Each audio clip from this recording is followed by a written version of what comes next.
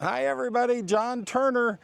We're doing our experiment here on growing in straw bales, and this is the third edition. If you haven't seen it and you're interested, I'll put the links to the first two videos in the comment section below. Just as a quick summary, the first one was getting our bales ready. Starting with our straw bales, putting fertilizer on them 2 or 3 times a week, and we're watering them and getting them to break down. So that was the first one. And then the second one, we did a quick catch up, take the temperature of the straw bales after we put fertilizer on them for a couple of weeks to see if the temperature was going up, and it was. And so now we're getting close to planting. One thing I'll say, we're recording this May the 8th, Harry Truman's birthday, and I am not going to plant my tomatoes until after Saturday night, because what I always look at is a 10-day calendar. And if by the time I'm ready to plant, I look to see, are there any nights where it gets below 55 degrees? There's a research study that shows peppers are exposed to temperatures below 55 degrees, especially the roots.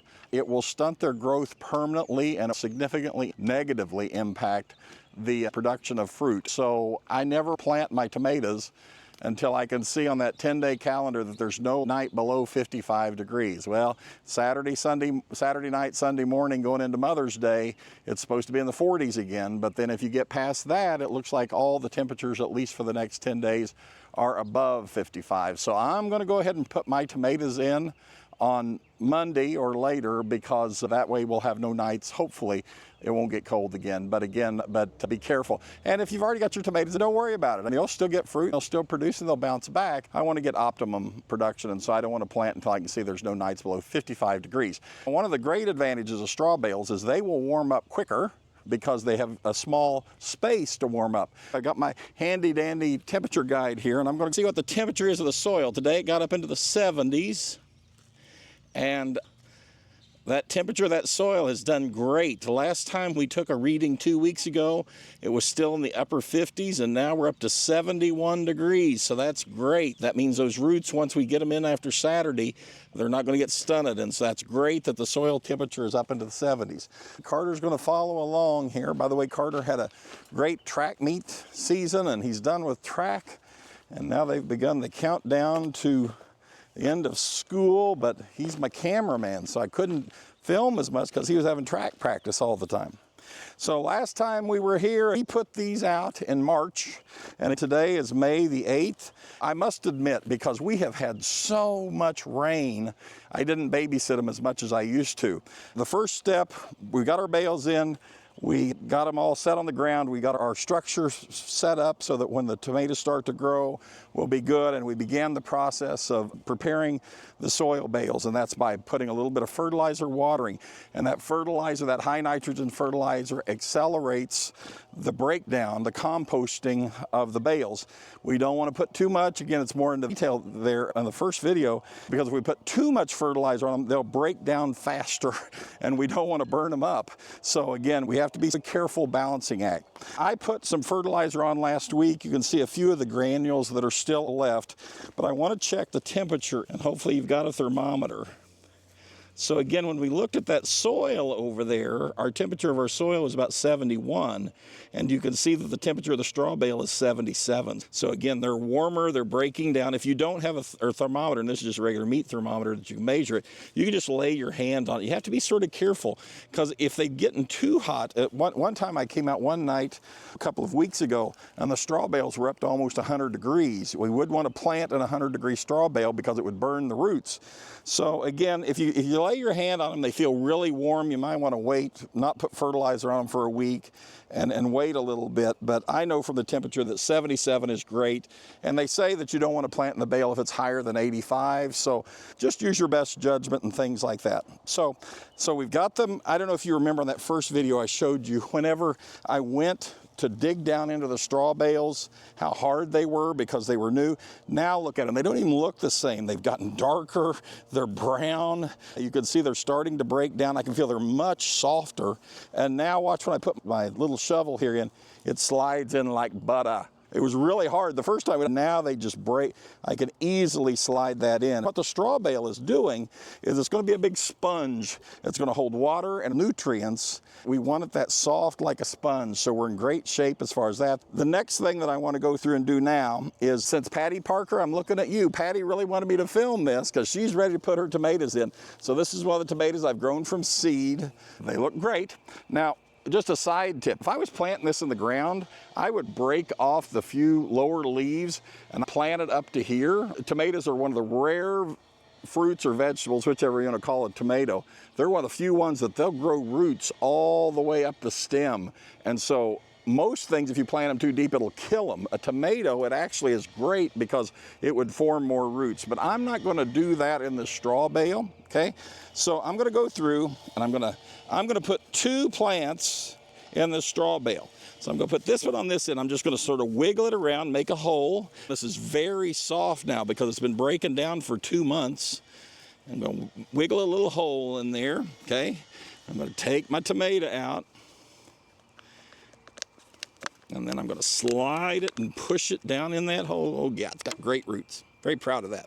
Grew that from seed. They've been growing in the house since February. Amy will be so glad to get rid of them. And the last thing I'm going to do is I'm going to take just a little extra potting soil like you buy in a bag. I use the Miracle-Gro brand if you're buying a grant. And that's just going to give us a little more moisture retention. And I don't have the hose ready to go. But I'm going to water that in. I'm going to tie it in because this one is so tall. I'm going to tie it in a little bit to this fence so that it won't blow over in the wind and things like that. And we're going to water it. Now the next thing we have to do is change the fertilizer. You've got to trust your own judgment, even if you're not brave about gardening.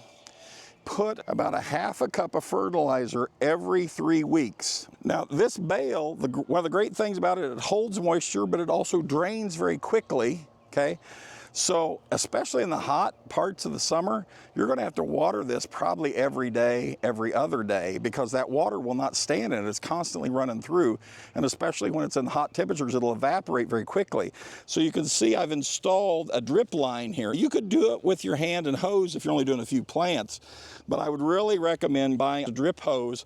I'll come through and I'll turn it on a couple of 2-3 times a week during the hottest part of the year. Right now, I'm not going to have to worry about it so much because the temperatures are cool and we've had so much rain.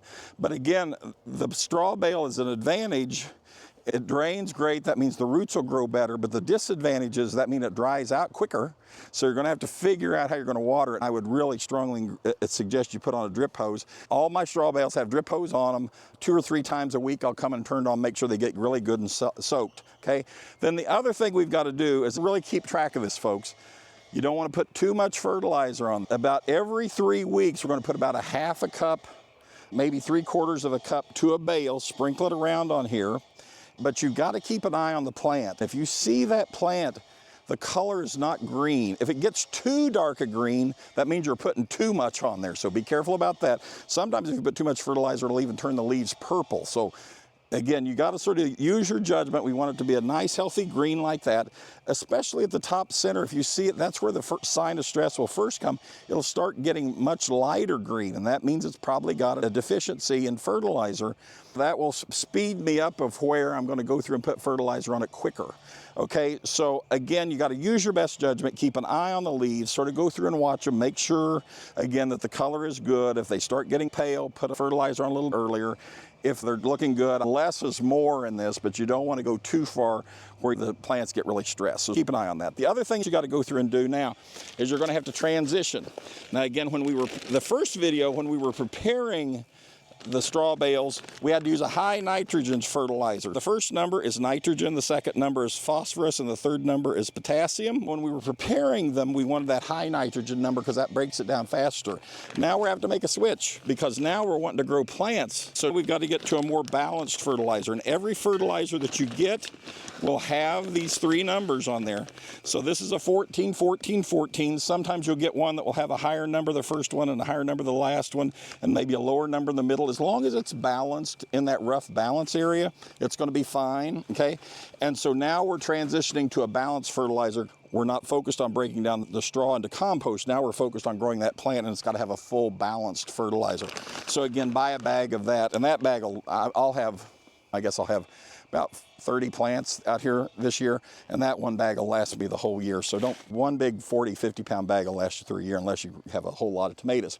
We're gonna keep that, we're gonna water it. And the other thing I would tell you that came up earlier that somebody posted a question about, sometimes you start conditioning these bales, they start growing mushrooms. That's a good thing.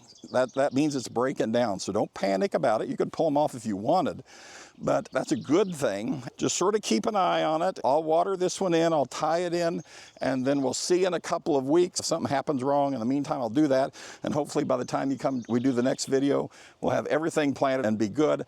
I guess the other thing is, don't panic. Last year when I did this for the first time, after I first put them in, that plant is nice and healthy now. I bet tomorrow, the next day, it'll look sort of wimpy. It takes a while for it to get its roots out into the bale and get accustomed to it. So don't panic. Even if the plant looks bad for the first couple of weeks after you plant it, just try to do your best, and then they'll really take off, especially when we start having warmer temperatures at night. Thank you, Carter, for helping. Yeah. Send me if you have questions. Thanks.